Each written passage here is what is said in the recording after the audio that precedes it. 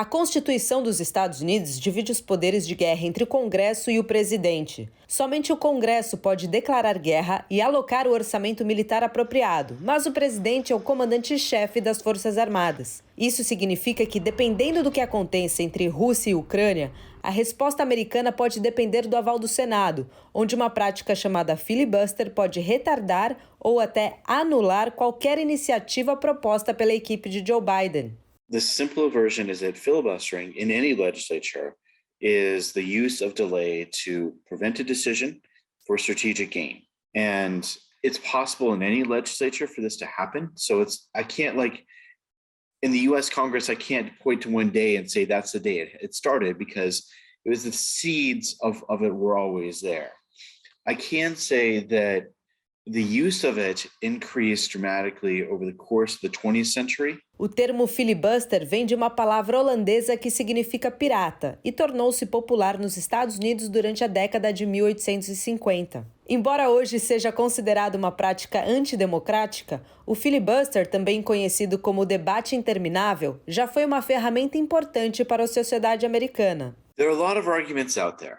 Some of them are better than others. The ones that I find most credible are that it prevents the majority party from passing legislation that hasn't been fully thought out.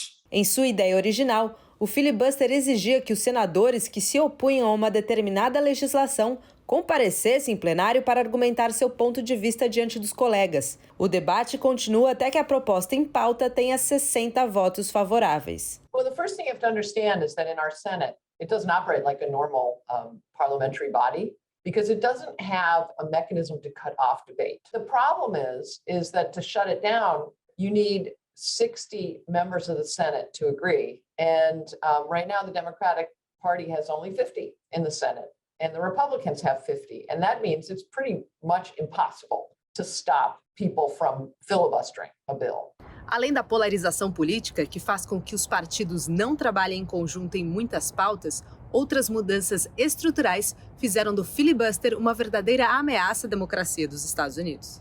In my research, I show that from 1960 on, as it becomes easier to filibuster, you see many more filibusters in the US Senate. The reason for that is that it used to be that a filibuster meant that a senator had to actually occupy the time of the Senate, to come to the floor, speak continuously, call for roll call votes, but it was a personal act. It took personal sacrifice to do so, and it irritated people in the process.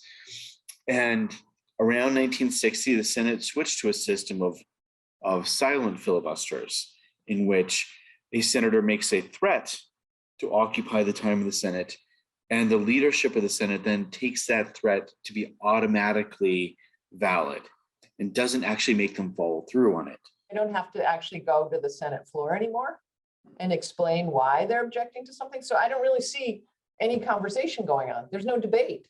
It's all happening behind the scenes. It's all secret. O filibuster, portanto, se torna um grande problema para quem ocupa a Casa Branca. Aconteceu com Donald Trump e agora com Joe Biden também. It's a problem for President Biden in dealing with our economy, in dealing with major social problems, like the fact that we don't have childcare in this country that's affordable for families, dealing with the pandemic. Our bridges are falling down, so there needs to be programs to address our crumbling infrastructure. And he can't really do any of that because all the bills are being filibustered.